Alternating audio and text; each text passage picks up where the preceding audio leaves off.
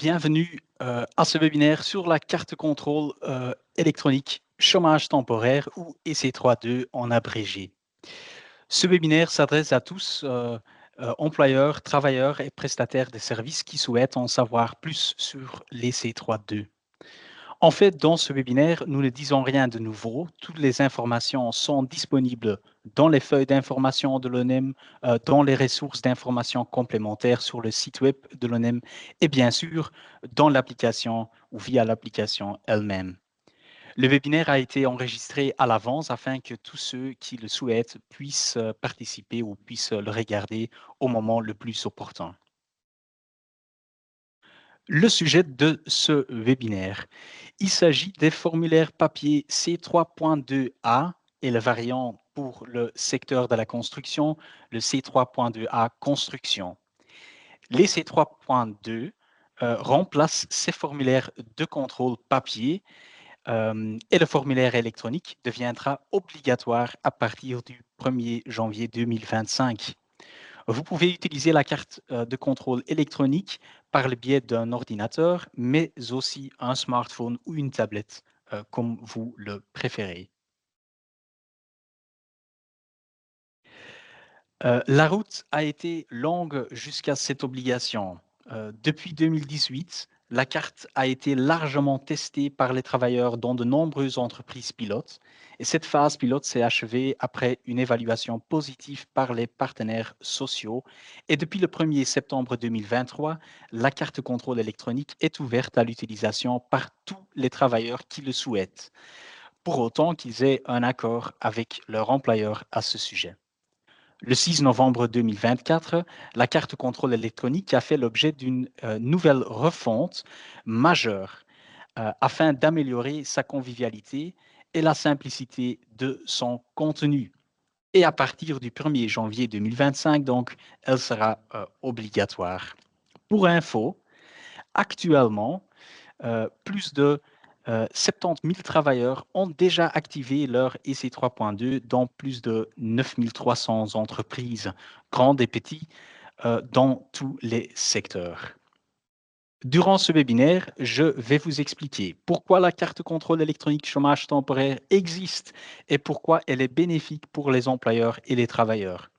Comment fonctionne l'EC32 et ce que l'obligation d'utilisation à partir du 1er janvier 2025 implique pour les employeurs et les travailleurs, ainsi que les modalités de transition qui sont prévues. Commençons par le début. Pourquoi la carte contrôle électronique chômage temporaire a-t-elle été instaurée et en quoi est-elle avantageuse pour tous les employeurs et les travailleurs? Eh bien, l'EC 3.2 a un objectif antifraude. Elle permet d'accélérer les procédures administratives et elle simplifie les démarches administratives. La carte de contrôle est d'abord une pierre angulaire de la lutte contre la fraude dans le cadre du chômage temporaire. Le principe est aussi simple qu'efficace. Le travailleur indique qu'il travaille avant de commencer sa journée de travail, ce qui empêche qu'il perçoive des allocations pour cette journée de travail. Et l'importance de ce mécanisme a été mise en lumière pendant la crise du Covid-19. À titre de mesure de crise, l'utilisation de la carte contrôle pour le chômage temporaire avait été suspendue en mars 2020. Pourquoi? Afin de garantir le paiement à temps de plus d'1 million de travailleurs mis en chômage temporaire d'un jour à l'autre. Cependant, cette mesure a entraîné une hausse notable de la fraude sociale, qui n'est pas non plus passée inaperçue dans la société en général.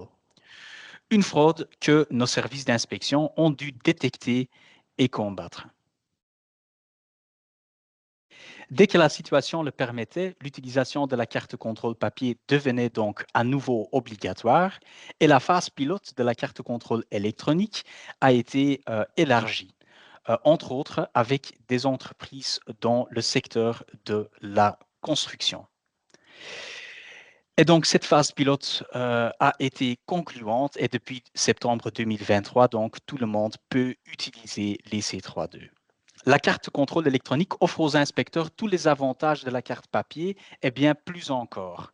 Elle renforce donc la lutte contre la fraude sociale, ce qui protège notre système de sécurité sociale et garantit l'équité pour tous les citoyens respectueux des règles et bien sûr également toutes les entreprises.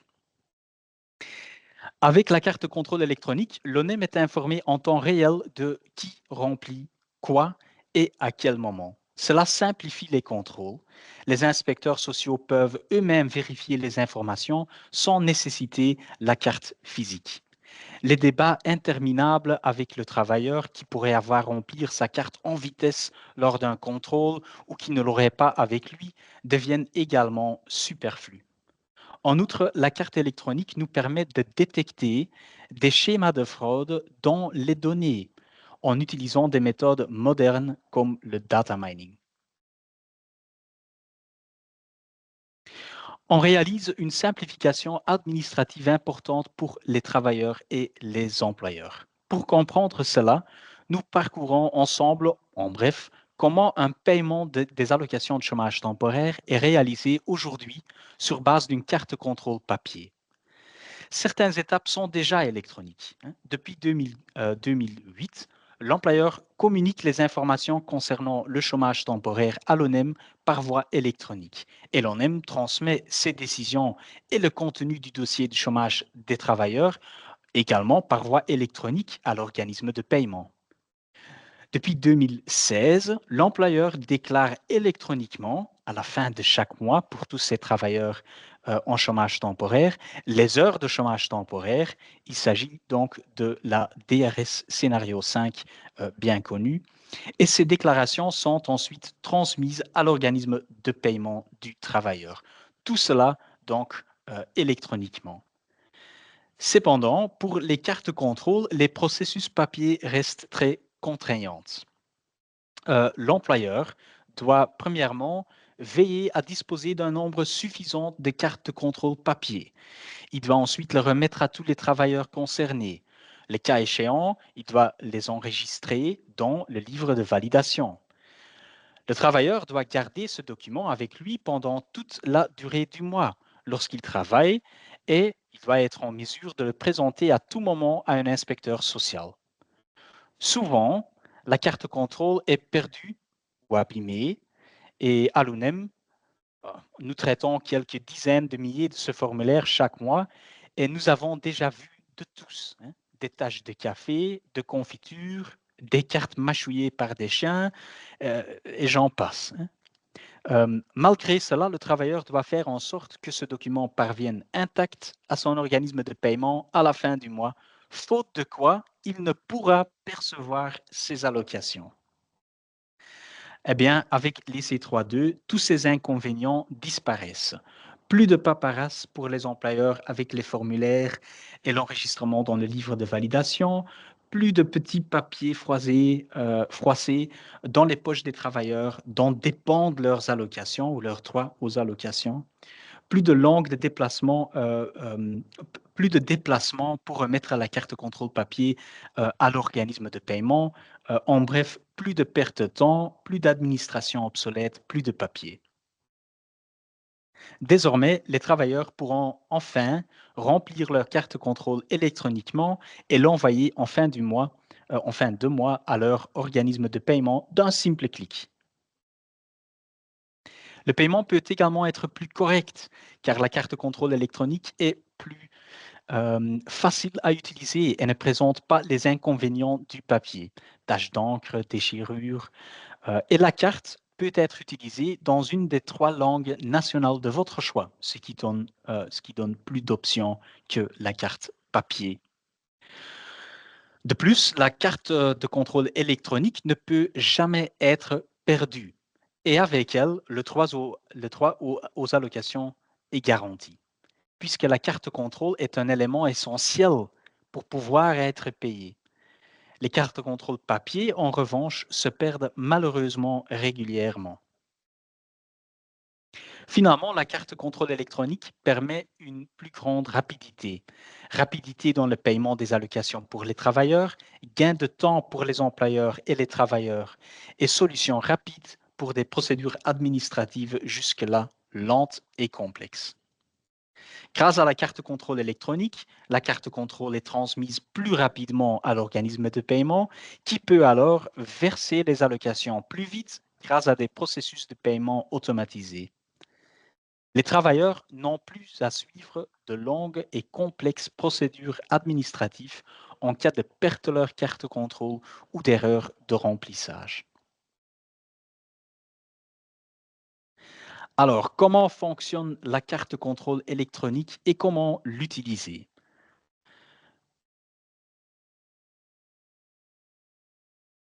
Je l'ai déjà dit, le travailleur peut remplir sa carte contrôle électronique sur l'appareil de son choix, soit un ordinateur, un smartphone ou une tablette. Où la trouver? Bah, si vous utilisez un navigateur web comme Chrome, Edge ou Safari sur un ordinateur, mais ça peut également se faire dans un navigateur web mobile, on trouve la carte sur le site web de la sécurité sociale, www.socialsecurity.be. Si vous utilisez la carte contrôle électronique sur un smartphone ou une tablette, vous pouvez télécharger l'application depuis le Google Play Store ou l'Apple App Store.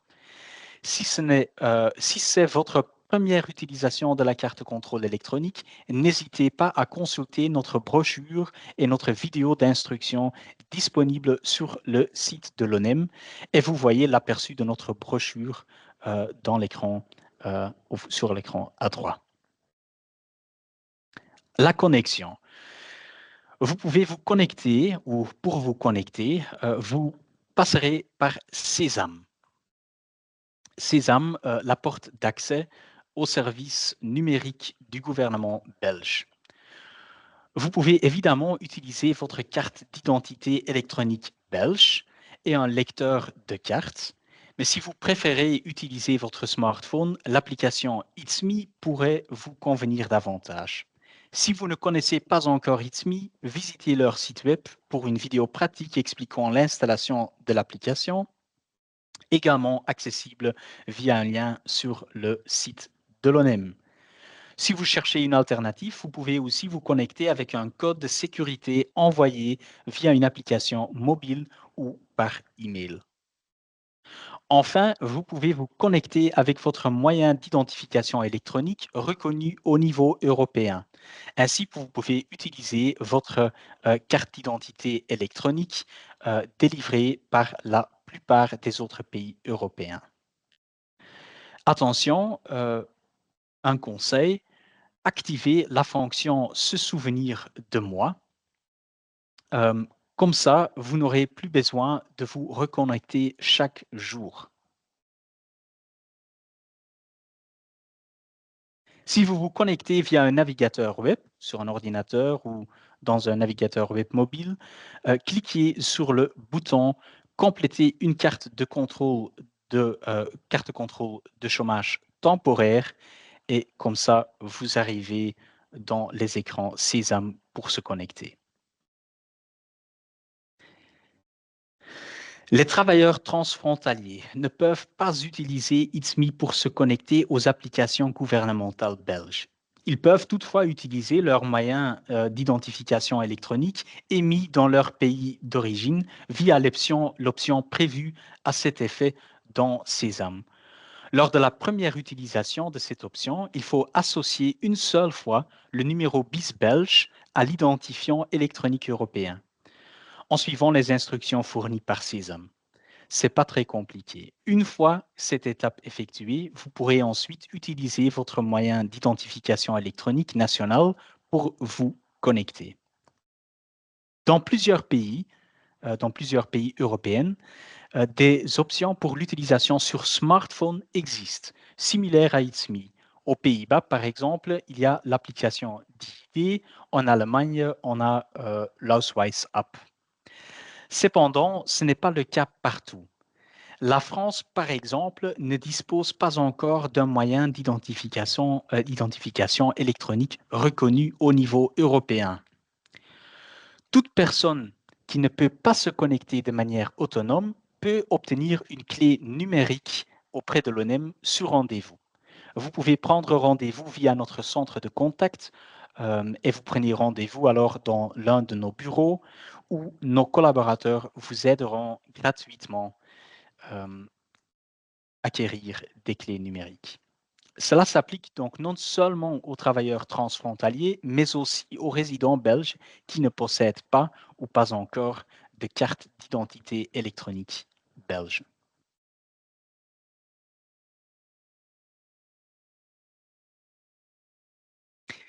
Des problèmes avec l'application sont heureusement assez rares, mais néanmoins très inconvénients pour ceux qui les rencontrent. Dans les C32, toutes les lignes d'aide sont bien indiquées dans les menus d'aide, mais en résumé, si vous rencontrez des problèmes lors de la connexion, vous devez contacter le centre de contact de la sécurité sociale. Ces spécialistes vont vous aider avec ce type de problème. Ils sont joignables via différents chemins, mais le plus facile sans doute est de leur appeler. Ils sont disponibles de lundi à vendredi de 7 heures le matin jusqu'au 8 le soir.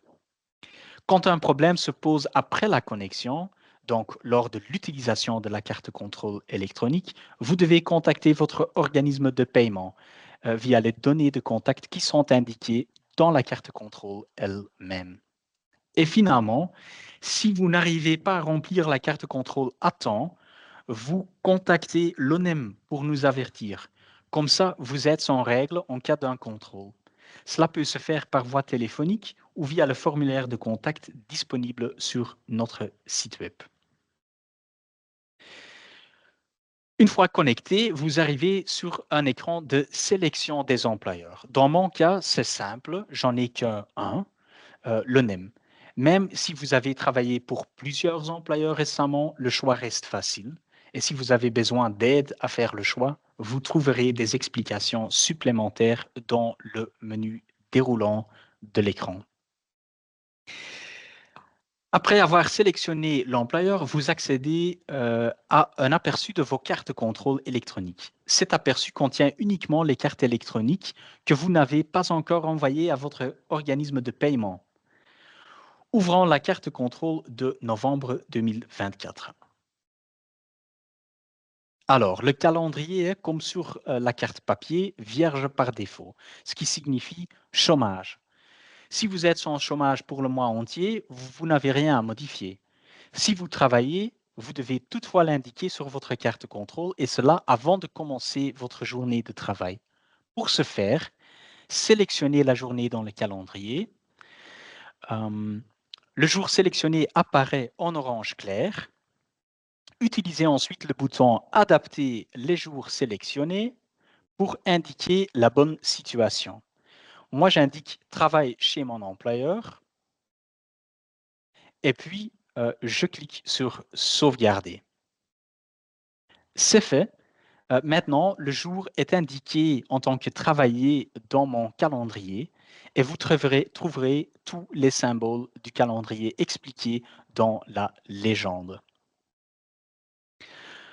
Remplir votre carte contrôle est donc simple.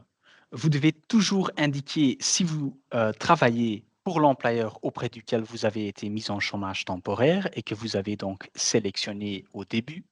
Et vous devez également l'indiquer si vous prenez des congés, si vous êtes en incapacité de travail ou si vous n'avez pas droit aux allocations de chômage pour une autre raison. Si vous travaillez ailleurs, vous devez également l'indiquer sur votre carte contrôle. Vous devez indiquer s'il s'agit d'un jour où vous travaillez normalement pour votre employeur, où vous êtes mis en chômage temporaire, ou s'il s'agit d'un jour d'inactivité chez cet employeur.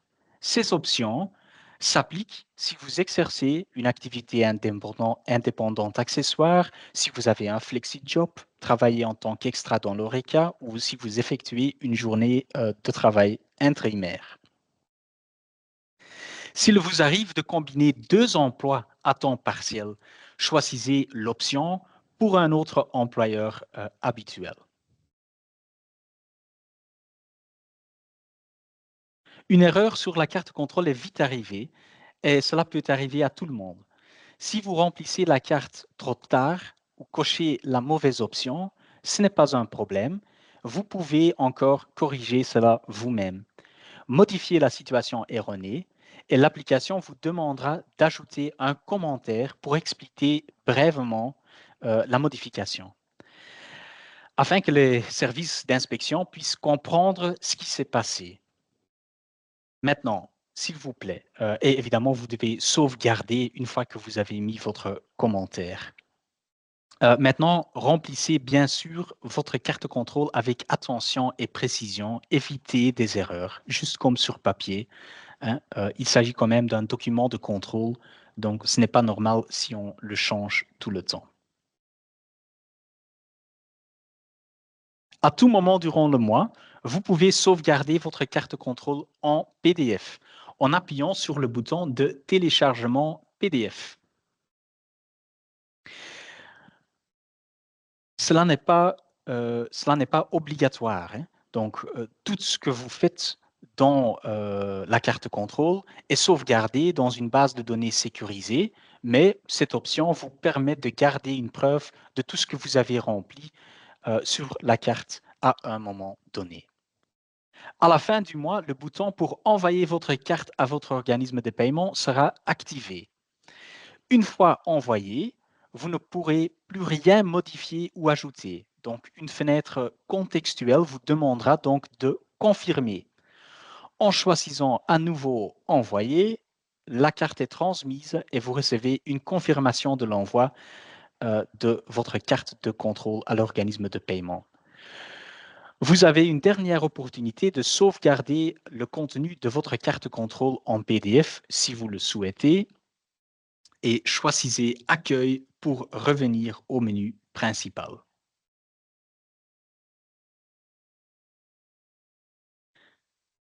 Maintenant, à partir du 1er janvier 2025, la carte contrôle électronique ne sera plus simplement une option, mais deviendra obligatoire. Cela découle de l'arrêté royal du 9 juillet 2024, adopté après un avis positif unanime des syndicats et des organisations patronales au sein du comité de gestion de l'ONEM. L'EC3.2 devient donc obligatoire. Cela signifie que les travailleurs devront désormais s'acquitter de leurs obligations de contrôle de manière électronique. Les règles ne changent pas. La carte de contrôle doit être remplie dès le premier jour effectif du chômage du mois. Dans le secteur de la construction, elle doit toujours être complétée. Et tout travail doit être mentionné sur la carte avant de commencer le travail. À partir de janvier, les allocations ne pourront donc être versées que sur la base d'une carte de contrôle électronique envoyée à l'organisme de paiement. Les employeurs n'auront donc plus à distribuer de formulaires de contrôle papier aux travailleurs, ni à enregistrer ces formulaires dans le livre de validation, sauf pour les travailleurs bénéficiant d'une exception. Et effectivement, il y a quelques exceptions à vous expliquer. Premièrement, une dérogation permanente est prévue pour les travailleurs relevant de la commission paritaire 327, à savoir les ateliers protégés et les entreprises sociales. En outre, une exception temporaire peut être accordée aux travailleurs qui ont besoin de plus de temps pour s'adapter. Cette exception peut être demandée par le travailleur lui-même, mais l'employeur peut également faire la demande pour ses travailleurs. Alors, comment obtenir la dérogation en tant que travailleur? La première étape consiste à informer votre employeur en utilisant le formulaire Notification à l'employeur dérogation EC32 disponible sur le site web de l'ONEM. Euh, Remplissez ce formulaire et remettez-le à l'employeur qui pourra le signer pour accuser réception. Vous pouvez également envoyer le formulaire par lettre recommandée. Votre employeur doit être informé de votre demande d'exception, car il devra vous fournir une carte de contrôle papier et l'inscrire, le cas échéant, dans le livre de validation. L'employeur, qu'est-ce qu'il doit faire? Il doit présumer que l'ONEM accordera l'exception, sauf s'il sait que vous ne remplissez manifestement pas les conditions.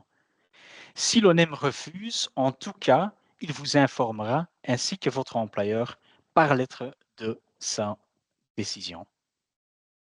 Une fois votre employeur informé, vous devez soumettre votre demande de dérogation à l'ONEM et à votre organisme de paiement. Déposez votre demande auprès du bureau de l'ONEM compétent pour votre lieu de résidence ou, encore plus simple, envoyez-la via le formulaire de contact sur le site web de l'ONEM. Pour votre demande, utilisez le formulaire dérogation EC32 travailleurs, également disponible sur le site de l'ONEM. Remplissez le formulaire correctement et envoyez-le accompagné de la preuve de la notification à l'employeur, à l'ONEM et à votre organisme de paiement. Il est conseillé de soumettre la demande le plus rapidement possible. L'ONEM doit recevoir en tout cas votre demande au plus tard le 30e jour du mois suivant celui au cours duquel le travailleur devient temporairement ou devient chômeur temporaire pour la première fois après le 31 décembre 2024. Vous pouvez demander une dérogation pour une période maximale de 3 mois entre janvier et juin 2025. Elle peut être prolongée, mais jamais au-delà de juin 2025. Le travailleur ne peut pas avoir utilisé la carte contrôle électronique chômage temporaire dans le passé. Ça, c'est une condition claire. Donc, après juin 2025, le régime transitoire prend fin et la carte contrôle devient définitivement obligatoire. Si votre demande est acceptée, vous pourrez continuer à utiliser la carte de contrôle papier jusqu'à ce que vous soyez prêt à passer à la carte contrôle électronique. Vous n'êtes pas obligé d'attendre à la fin de la dérogation pour commencer avec la carte électronique. Vous pouvez commencer dès que vous êtes prêt. Une fois la dérogation terminée, l'utilisation de la carte électronique devient obligatoire en cas de chômage temporaire. Un employeur peut également demander une exception qui s'appliquera alors à tous ces travailleurs qui ne travaillent pas encore de manière électronique. L'exception pour l'employeur est accordée au niveau de l'ensemble de l'entreprise, donc au niveau du numéro BCE. L'employeur soumet la demande au bureau de chômage de l'ONEM compétent pour le siège social de l'entreprise. Cela peut se faire via le formulaire de contact sur le site web de l'ONEM. Il utilise pour cela le formulaire dérogation EC32 employeur et comme tous les formulaires, vous les trouverez sur le site de l'ONEM.